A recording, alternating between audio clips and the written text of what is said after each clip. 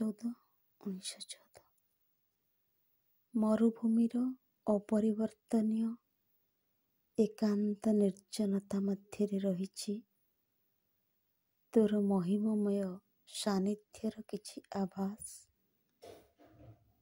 ଆଉ ମୁଁ ବର୍ତ୍ତମାନ ବୁଝିପାରୁଛି ତତେ ଉପଲବ୍ଧି କରିବା ସକାଶେ ଚିରକାଳ ହିଁ ଗୋଟିଏ ପ୍ରକୃଷ୍ଟ ଉପାୟ ହେଲା ଏହି ମରୁଭୂମିର ବିପୁଳ ବାଲୁକା ରାଶି ମଧ୍ୟରେ ଆଶ୍ରୟ ଗ୍ରହଣ କରିବା।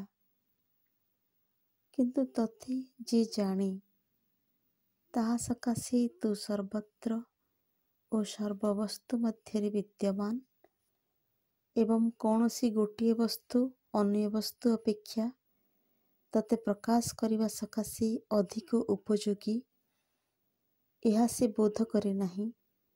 କାରଣ ଯେଉଁ ବସ୍ତୁ ସବୁ ବିଦ୍ୟମାନ ଏବଂ ଏବେ ବି ଯେଉଁ ସକଳ ବସ୍ତୁ ପ୍ରକଟ ହୋଇନାହିଁ ସେ ସବୁ ହିଁ ତୋର ଅଭିବ୍ୟକ୍ତି ନିମିତ୍ତ ପ୍ରୟୋଜନ।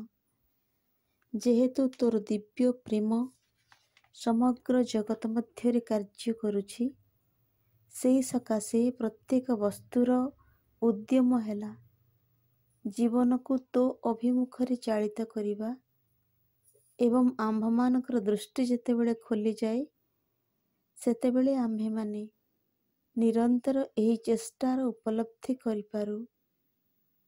ହେ ପ୍ରଭୁ, ହୃଦୟ ମୋର ତୃଷାକୁଳ ତୋ ସକାଶେ, ଚିନ୍ତା ମୋର ସର୍ବଦା ହିଁ ଚାଲୁଛି ତୋର ଅନୁସନ୍ଧାନରେ। ନୀରବ ଭକ୍ତି ଭରି ତତେ ପ୍ରଣାମ କରୁଛି।